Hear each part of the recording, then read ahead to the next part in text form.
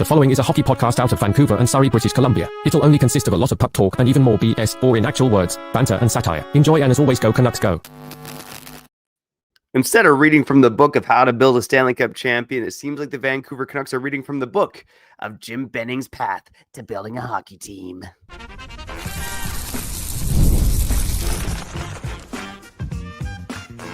You're Locked On Canucks, your daily podcast on the Vancouver Canucks. Part of the Locked On Podcast Network, your team every day. Hey, welcome to another episode of Locked On Canucks. My name is Trevor Beggs. That guy is Kyle Bhawan. And Kyle, some things never change. The Vancouver Canucks with the retool in a little bit of a hybrid form. Even though they should be rebuilding, some news broke today that they are, maybe trying to bring it all back, Kyle. And, it's funny because we wanted to chat about how the Vancouver Canucks are becoming the new Buffalo Sabres. A little cousin swap, anybody? The Vancouver Canucks on the path to become the next Buffalo Sabres. Of course, they have a chance to maybe dig themselves out of a hole here. But the news today, I wanted to get your thoughts on it, Kyle. And we talked about it yesterday. I got to give you the kudos, man, because you thought the Canucks were to keep Sherwood. I thought you were crazy. But a report from Rick Dhaliwal today suggesting that the Vancouver Canucks have offered Kiefer Sherwood a contract at about $4 million per season in that 4 to 5 year range, medium-term range, as Rick Dhaliwal called it. Look, man, I'm a little surprised by this because, like I said yesterday, the Vancouver Canucks, it would make sense for them just to see what Sherwood's worth. But to make him an offer that's near fair market value, it kind of seems like they could be getting closer to actually getting this deal done. Yeah, that's life, man. That's life. It didn't like Buffalo do this in recent history when they. You have to correct me if I'm wrong. Like, I could be confusing the player, but it's like they get Jason Zucker, and instead of like flipping him, they like extend him for a long time. It gives me those vibes. It gives me again vibes of a team that isn't prioritizing the draft. That's all it is. That's all it is. Now, again, to play devil's advocate, I've been on this wagon for a while. I'm okay with keeping Kiefer Sherwood if they're moving other guys this year. Like, I think it's safe to say that finishing in the bottom 5 again and also missing on Celebrini, Schaefer, and Bedard again in 2025, if 2026, I'm sorry.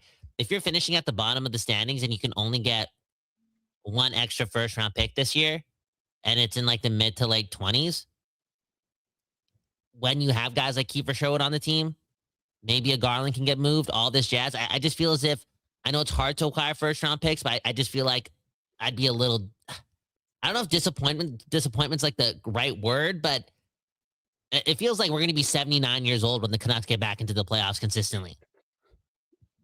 Yeah, consistently is the key word, right? I mean, we've seen that they can fluke in some years. A lot of teams can fluke in some years. But this is wild, man. And look, I do think that podcasters, writers, they got to be honest, right? And I was on team re-sign Kiefer Sherwood if the Canucks were realistically in a hunt for a playoff spot. And even that take felt kind of reckless because I'm here saying that even if the Canucks are in the mushy middle and they have a chance at the playoffs, re-sign Kiefer Sherwood because he's fun. He's the man. He's one of the best guys to watch in this roster. He's a great influence for the younger players. But God, we're talking about a team that's one of the worst goddamn teams in the NHL.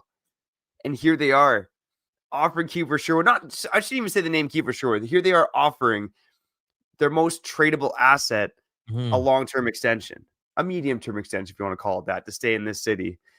And Kyle, I think you make a good point. There really is only one scenario for me where it makes sense to keep Kiefer Sherwood based on the current climate. And that's if the Canucks are going to trade one of Besser or Jake DeBrusk. But I just don't see that happening. Like, what team is taking on Brock Besser in his contract? What team is taking on Jake DeBrusk in his contract? This is the situation the Canucks have pinned themselves in. People would keep DeBrusk. Sorry, continue. My bad. No, I was going to say, like, the Canucks have put themselves in this situation, right? with the moves that they've made over the last little bit, like they're clearly in a rebuild, even if they want to call it a retool in a little bit of a hybrid form, they're in a rebuild. It's one of the worst teams in the NHL with a mediocre prospect pool. It's time to rebuild, sell for the future, get picks, build for the Stanley Cup. And here we are, maybe resigning guys like Kiefer Sherwood. And Kyle, look, there are not teams out there that are willing to pay major assets for Jake DeBrusk or Brock Besser. Like, you're basically trading those guys to get them off of your roster. That's not, utilizing players, selling high and getting assets. Yeah. That's trading guys for pennies on the dollar because you don't want to deal with their contracts anymore. Yeah, you're right. It's like a 4th round pick. You're right. I mean, hopefully somebody would bite on a Jake DeBrusk, power play machine, career high in goals last year, only making $5.5 million or whatever the number is. There's somebody that, again, isn't like committed to like looking at the fantasy stats and like beneath the box score that could maybe bite on him for like a conditional first or something. Again, Scott Laughton went for a first and whatnot, but I think you are bang on. Like you are probably right. And the Canucks not moving off of their biggest trade piece, that's a UFA that happens to be 30 years old and that is peaking with like the high shooting percentage and this and that and blah, blah, blah, and opportunity. And he may never be this good again. And this might be the last time he's worth a 2 second-round picks or whatever it is. And the fact that they don't want to move off of him completely, again, it just, I don't know, man. It's the Vancouver Canucks, and it's why we're the Buffalo Sabres. And I don't know. It's ironic because the Sabres are ripping it up. I don't know how they've done in the last 5 games, but prior to the last 5 games, like they were ripping it up, right? Won all these games. They fired their GM. Ironically, like the team that, what's his name? Mr. Murray built, who's no longer there because Jarmo Kekalainen is there. Like, ironically, that team is ripping it up. But I just feel like, again, and we got this with the messaging as well after the Quinn Hughes trade we got rebuild, retooled, hybrid rebuild, hybrid retool all within 10 days. And now we put a memo out to the league 3 months ago that we're going to trade our UFAs. And now we're getting, we're going to keep Sherwood. Like, why? Like, are they all just smoking marijuana? Like the indica? Like, are they like, no, like what I'm trying to say is this, like, what are they smoking? Like, are they going to Value Buds and like just picking up the worst shit ever? Like, what is going on? Because they're all over the map. Like, these guys need yoga. These guys need some therapy. No, for real. They need some PR training. Like, what is Craig McEwen doing? For real. Like, this is crazy. And it goes back to what I said in the New Year's resolution episode. Like, this team's communication with the fan base it's bullshit. It's like they think we're whipped and they think that they're this hot girlfriend that can continue like cheat on you and get away with it. But we're like, dude, we got the internet. We all know what like a good team looks like. We all seen the sports documentaries of how like good organizations maneuver and move. Everyone's an effing entrepreneur these days too. They read a business book, how to get friends and influence people and how to rich kid, poor dad, whatever it's called. And they're just trying to fool us. They're trying to fool us all the time. And this whole Sherwood debacle, again, I'm a Kiefer Sherwood fan. I am.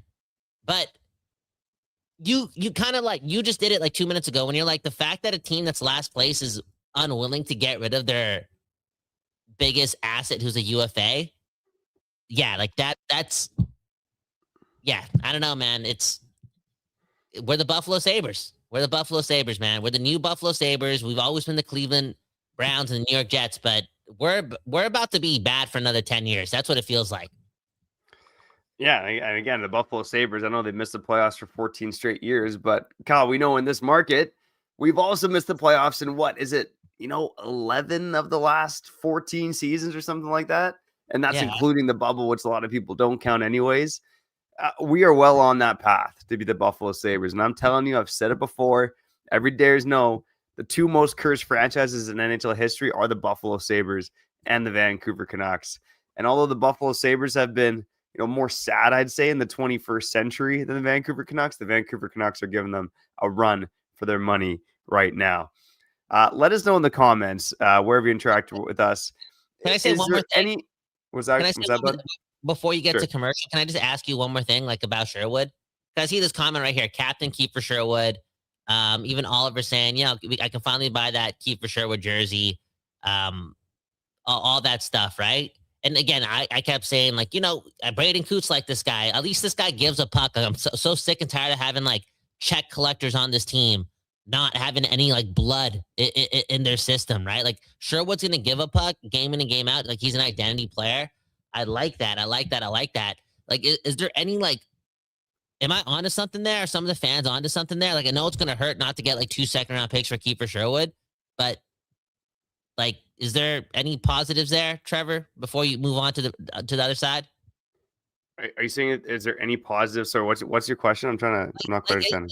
Like, are there any positives that like we're not like, you keep Kiefer Sherwood. Like he's like this, sexy player. We all love Kiefer Sherwood. Like keeping a guy like this, he's an outlier. He's different. Like, is there, like, can you as a Canucks fan try to rationalize how this is like a really good thing, especially with a young team and stuff? I'm just trying to get there. Yeah, I got one way which I can rationalize it, and I think he's one of the most respected leaders in that locker room.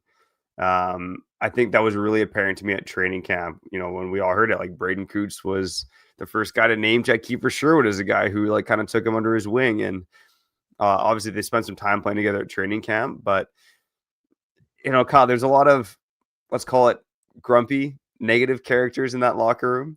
At least from what we see on the outside, or even some of what we see in that room. Mm-hmm.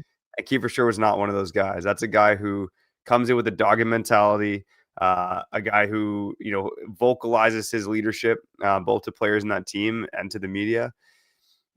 And again, he's a guy who gives a shit, and I think can bring the good vibes to that locker room. So I think that's the big positive there is, and there's a lot of negative energy floating around this team, floating around this fan base, and Kiefer Sherwood is a glowing light in that. So now, that being said, do you bring back a guy like that when you're the last place team? No, you don't. But again, there are positives with Kiefer Sherwood for sure. And that's why there's value in a guy like that. And again, probably some intangible value as well that we usually don't talk about outside of the hits and the goals and whatnot. I mean, this guy is a hell of a player and a hell of a human being as well. He's a good leader, Trevor. He's a good leader. Like, you could look at Brock Besser, soft guy, doesn't say much. Elias Pettersson, like, when there's a little bit of controversy, like he can't face the smoke. He just can't wait to get home. He can't wait to leave the arena and just like, call it a day. Like there's no leadership in that room. Right. So yeah. Yeah, exactly. Kiefer Sherwood is a fantastic leader, and look, he's a fun player to watch. But this fan base has suffered through a lot, and when you got your most tradable asset, you gotta get something for it, man. You really do. Or there's got to be something bigger coming, Kyle, that we're not talking about it. Maybe we'll save that for later on this episode or another episode of Locked On Canucks. All right, we'll be back on the side to talk about swapping cousins. What? Filip Chytil being snubbed, other news and notes. That's all coming up here on Locked On Canucks. Let's be real. Managing your finances can be overwhelming. Between subscriptions you forgot about, bills that keep going up, and trying to figure out where all your money actually goes each month, it's easy to feel like you're losing control. And who has time to track every transaction or hunt down hidden fees? That's where Rocket Money comes in, baby. The personal finance app that helps you take control. It finds and cancels your unwanted subscriptions, monitors your spending, and helps lower your bills so you can grow massive savings. Man, oh man, I don't know what it is, man. If I'm getting older, it's the kid brain, but I started using Rocket Money and just going through all my subscriptions recently, Kyle. I found about like 2 to 3 things I forgot I was paying for. I thought I was on top of things, man. I'm freaking losing it. Rocket Money, they made me feel dumb, but they save me money, man. So it's all good. It's all good. It's about saving money at the end of the day, baby. So let Rocket Money help you reach your financial goals faster. Join at rocketmoney.com/lockedon. That's rocketmoney.com/lockedon. rocketmoney.com/lockedon. Wow, shout out to saving money, man. Real talk.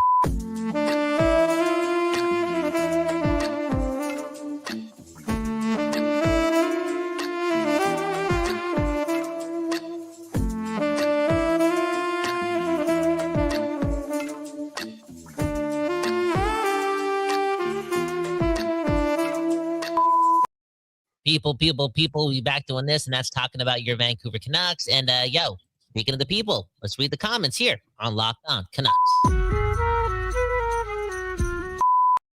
Man, oh man, David Martin saying Captain Sherwood, 5,000 K8Z. Say, is this a robot? Saying Kiefer Sherwood. And look at David saying, can you give Elias Pettersson away for future considerations to get it out of that $11.6 million? I wonder if that's like the bigger thing that you're talking about. There's a bigger thing. Like if they're really serious about trading the culture, like maybe they get that draft pick or that draft capital back with an Elias Pettersson trade. Yeah, I mean, you're not trading. I know there's a lot of Pettersson haters in this market. You got to get something for Elias Pettersson. You're not trading this guy for future considerations. There's obviously going to be hesitation about the contract, but I still think of a team like the Carolina Hurricanes quite a bit, or teams that are more analytically inclined. And again, Pettersson no holds all the cards, has his no move, but wouldn't shock me if he wanted to, maybe play hockey somewhere else. That's not as much of a hotbed as Vancouver. And yeah, I think Kyle, like you said, you got to get a return. Like you got to get a first round pick plus for Pettersson. Like he is still worth that. No, he isn't. I don't know. You don't think he's worth a first round pick? No way. I don't know about that, dude. Really? No, of course. 60-point player. Like I know he's like underlining data, darling, or whatever you call it. Maybe Carolina will have like maybe they'll want him. I don't know, but I don't think it's like. I think he's like in the second round pick and a B-level prospect, and here's the contract. Kiefer Sherwood, Pettersson, the same value. Dude, exactly. Because, bro, he doesn't win. Like, he's like one of the most highest paid players on a team, the most important player on the team for years and years and years. You like it or not, you're somewhat of a leader because of that, like, that billing. And if he's one of the most highest paid players in the room, I'm telling you, like, with his attitude and stuff, or just how he's been able to handle the last couple of years, I don't know, man. I don't know if this guy's a commodity. I feel like maybe you can get a first for him if you. I don't even know if you're allowed to retain that much salary anymore with the new CBA, but it's got to be something like that, where it's like we'll save you some money, take Pettersson off our hands, maybe now give us a first and let's reset the cupboard and reset the tool, the whole thing. And I honestly speaking, like it sounds crazy because it's Kiefer Sherwood and Elias Pettersson's had a much improved year this year, but I want the culture to change in Vancouver. Like if it's all about Zeev Buium and who we draft this year and whatnot and Stenberg, like I don't even want Stenberg to be around Elias Pettersson and Brock Besser. I don't want an 18-year-old kid to go in there across the pond and to be like his first NHL experience being like, oh yeah, Besser and Pettersson. And it's like, oh, this is the way they move. Like, are they the last ones in? Are they the last ones out on practice? Are they the hardest working guys? Like on top of all this, the character stuff about Elias Pettersson, good guy and whatnot. We haven't talked about it much, but for years and years and years and years, this guy is not the hardest working player ever too. I just want to reset it with like, yo, all the guys who play for the Vancouver Canucks work their ass off. Like, and they're about this life. They're not just about collecting checks and it's a business. Oh, it's a business. It's a business. It's about winning games. I think it's fascinating that we're talking about this right now, Kyle, in an episode where we want to talk about the Canucks being the Buffalo Sabres. The Canucks trading away Elias Pettersson, it would be Buffalo Sabres-esque. Okay. I know different situations with Jack Eichel, almost a similar one with Sam Reinhart, where you had a player look great out the bat and then not play so great, gets traded for a first and a goalie prospect, and then absolutely tears it up.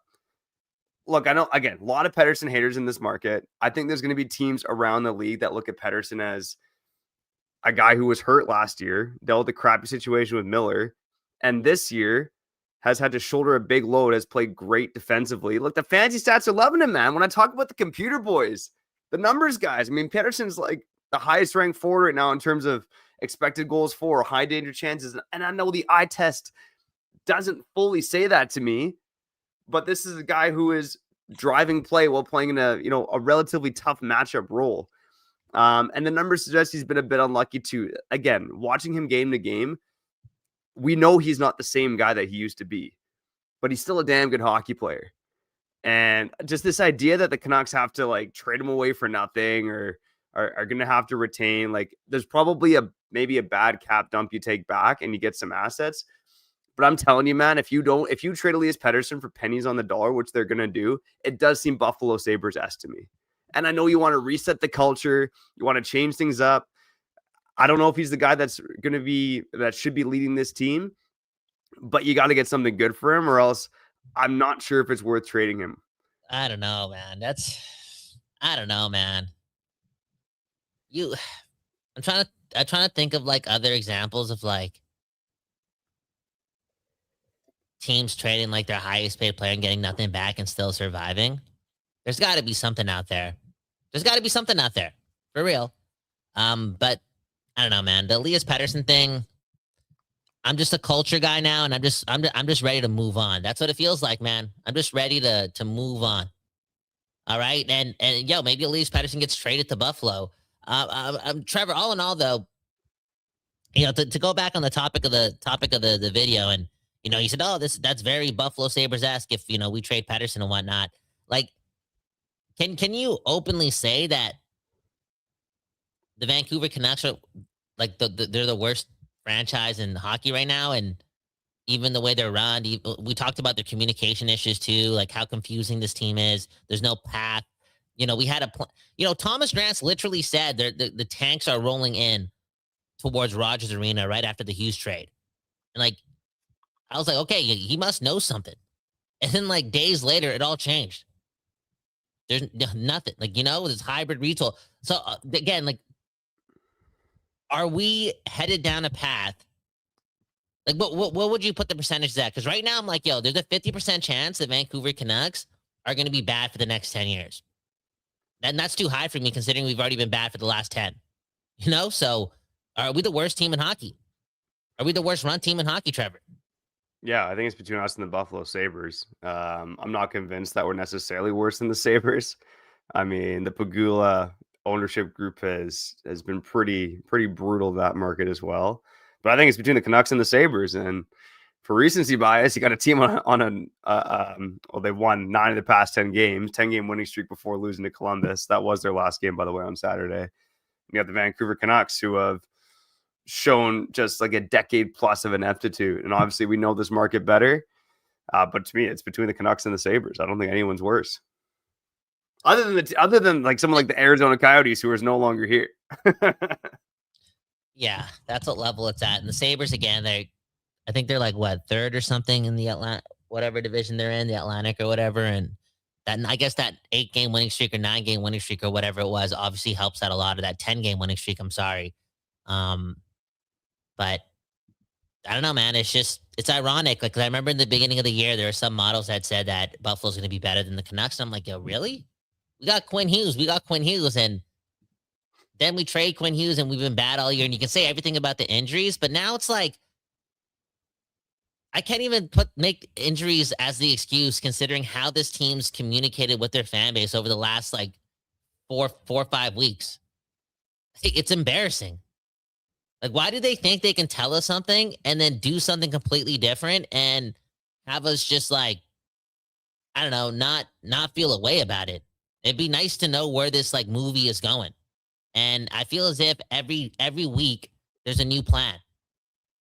And it's because like, oh, you didn't get a first round pick for Kiefer Sherwood and now you want to sign him? It's Kiefer Sherwood, dude. Like, what are we talking about here? At least somebody like Scott Lawton, he was an NHLer like this whole time. You know what I'm saying, Trevor? Kiefer Sherwood, before he got to Nashville, was a fringe NHLer. Yeah. And then he started scoring 15 goals a year with the Canucks. And it's like, oh, we can't get a first with this guy. Let's show the NHL what's up. You're not going to give us a first for Kiefer Sherwood? Let's change the course of our organization. Let's sign this guy. Who does that? The Buffalo Sabres. That's who. They did, like you said. You mentioned Jordan Greenway. They gave him a raise after he had 3 goals and 8 points last season. Trevor, $4 million a season. And we haven't talked about this slide. Sorry to get super dark here, but it's like we traded Quinn Hughes, and we got. This is why Trevor was pissed off, really pissed off. And it's like, oh, we need more first-round picks for Quinn Hughes. Marco Rossi, this guy looks like he's 81 overall. I'm sorry. There's nothing spectacular about the dude. There isn't. He's the big centerpiece of that trade, right? I know it's Zibuliam, but it's Quinn Hughes. So there's got to be two centerpieces, So I that could completely look like agree. a Buffalo Sabres like trade. Yeah. I was a little worried. I've liked Rossi as a player, second line center, but when you're trading Quinn Hughes, I'm just like, oh man. Yeah, I didn't love Rossi as a centerpiece of that deal. Maybe we'll talk about this in the side, Kyle. Who's better, Marco Rossi or Filip Chytil? Because there's something that happened with Filip Chytil that just baffled my mind earlier today. Let's get to that on the other side as we wrap up here on Locked On Canucks.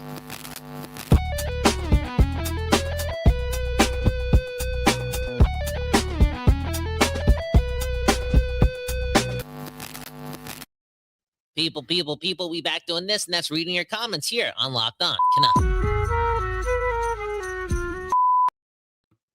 David Martin saying, don't forget the Winnipeg Jets are worse.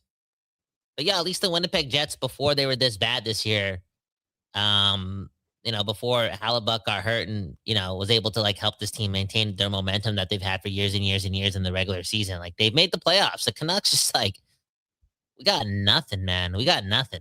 Next comment.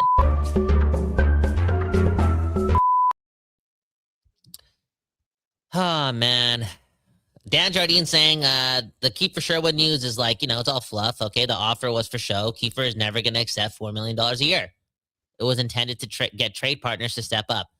I don't know. I think Kiefer Sherwood would accept $4 million a year. I think I think there's some truth probably between both realities. I do think, and maybe it's me being hopeful, that there is an element of this saying hey, Kiefer Sherwood is willing to sign, hopefully for something around this range. We don't want to sign it, but maybe another team will want to sign it. But Kiefer Sherwood, as we know, is a guy that's basically made league minimum up until he signed that 2-year, $3 million deal with the Canucks. And this guy's, potentially on the precipice of making 15 to 20 mil a season, or 20 mil a season on his next contract. That's life-changing money for a guy like Kiefer Sherwood. I think, 4 flat is not going to get it done, but I think it's in the ballpark of what he's looking for. Now, he did switch agents to the Wasserman Group, right? That's the 3rd biggest agency in hockey, so they're going to try to get him the bag. But I think $4 million is absolutely in the realm of realism for Kiefer Sherwood, and that's why I think this news today is a bit troubling if you're a Canucks fan. That's the way it goes, man. That's the way it goes, man. I don't know, man. There's just every day I wake up, man, like I said, anytime Ricky texts the group, I'm like, why is he texting the group, man? There's something going on with this damn team, and direction would be nice, Trevor. Speaking of the Buffalo Sabres, I know that they didn't get Connor McDavid in that draft. Who did they draft second? Was it Jack Eichel? I think so. At least they went, their plan was to suck. At least they tried a plan. Our plan has been what are we going to do? It's like me planning my days, or planning my life. I don't know, man. It's just it's the no plan again, man. And the no plan. And changing course because you're not getting enough for Kiefer Sherwood it's kind of nuts for me, man.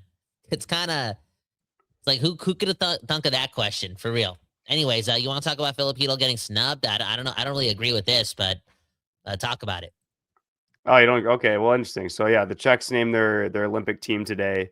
No surprise, Filip Chytil makes the team. He's one of 2 NHL defensemen on the squad alongside Radko Gudas. And then in their forward group, David Kampf makes the team. He was one of 7 NHL forwards named to this team. Filip Chytil was left off of the team. And here's why I find this puzzling. The Czech team, again, like I said, 7 of their 14 forwards are NHLers. 2 of the guys that were named, Ondrej Palat and Radek Faksa. Those 2 players have a combined 3 goals in 83 games this season. Yeah. Filip Chytil has 3 goals in the 6 games he's played. From everything we've heard in Vancouver, he's trending back towards playing a couple weeks away. We'll see if that's actually the case or not. But for the Czech team, in a tournament like this, when you severely lack offense, I mean, for God's sakes, among the 3 NHLers, 3 of the 7 forwards that play in the NHL right now who they named, you have David Kampf, Radek Faksa, and Ondrej Palat. You could have named Chytil to the team, and if he wasn't ready to go, you could replace him. That's pretty easy. It gets a lot harder once the Olympics actually start, but you could have named an injury replacement if Chytil wasn't ready to go. I don't know, man. I feel bad for Chytil. It's been a tough season for Chytil. It's been a tough season for the Canucks. But the fact that he's been on the ice with the Canucks and he's trending back towards playing, to me, it just makes no sense at all for the Czech team not to name Filip Chytil to their roster. And I feel for the guy. Well, Teddy maybe Blueger got named. Teddy Blueger got named to Latvia. Much like Chytil, he hasn't played since October 19th, and he still got named. Well, maybe like Filip Chytil's not close. I know he's in a red jersey and skating around, but maybe he's not even close. That's to me the only reason why you don't name him to the team is if you know he's not close. And in that case, Foot's either out to lunch or he's been lying to us. But the fact that Chytil's back on the ice, he's been back on the ice for a little over a week now, suggests that he is closer. But I mean, that's other than that, it doesn't make any sense to me unless Chytil is truly not going to be back for, a while still. Crazy how our whole organization shifted when Filip Chytil got hurt. Then we traded Quinn Hughes for Marco Polo. When we originally tried to get Marco Polo for Braden Coots and Atu Ratu, but it's like, you know what? How about Quinn Hughes? And now the organization is changing because Sherwood isn't like the most coveted asset in NHL history. And 2020, I thought, Trevor, you know what's crazy too, man? I thought 2025 was the end of the bullshit, man. I just want a plan, dude. Well, maybe it'll all turn after you go to Mexico, man. And I know you got a family trip down there, but I got a very personal question to ask you. Okay. We're talking on the show today about the Vancouver Canucks, Buffalo Sabres. Cursed cousins in the NHL. Right now, they seem to be swapping places with the Buffalo Sabres trending up, and the Canucks continue to trend down. Hey, I just want to ask you, man. You ever had a thing for one of your cousins before? Have a thing for one? What do you, Trevor? You look at it, you're like, oh, okay. No, Trevor. What type of crazy is that? Some race? What are you trying to get? What type of? Oh, no. Hey, it happens in all cultures, man. What happens in all cultures? It happens in my culture, man.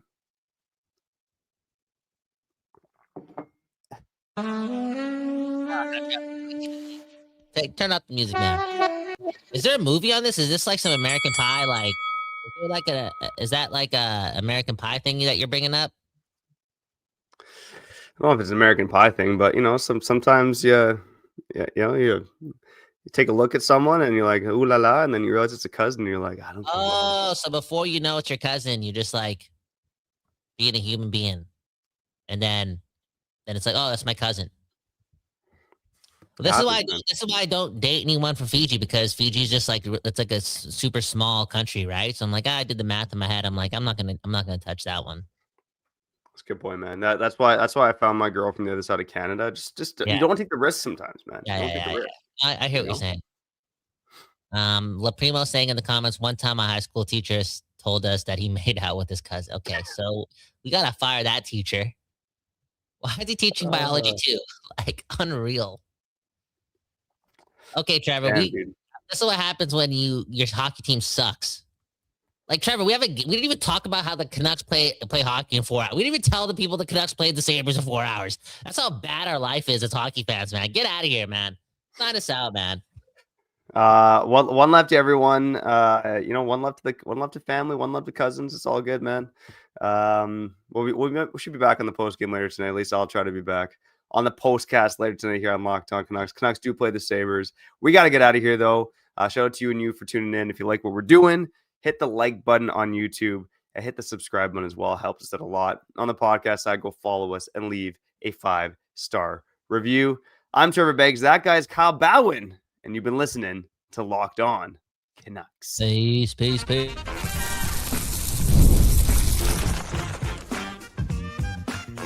You're Locked On Canucks, your daily podcast on the Vancouver Canucks, part of the Locked On Podcast Network, your team every day.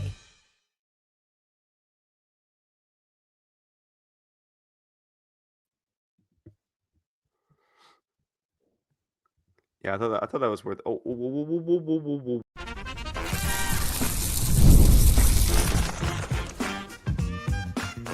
You're Locked On Canucks, your daily podcast on the Vancouver Canucks, part of the Locked On Podcast Network, your team every day.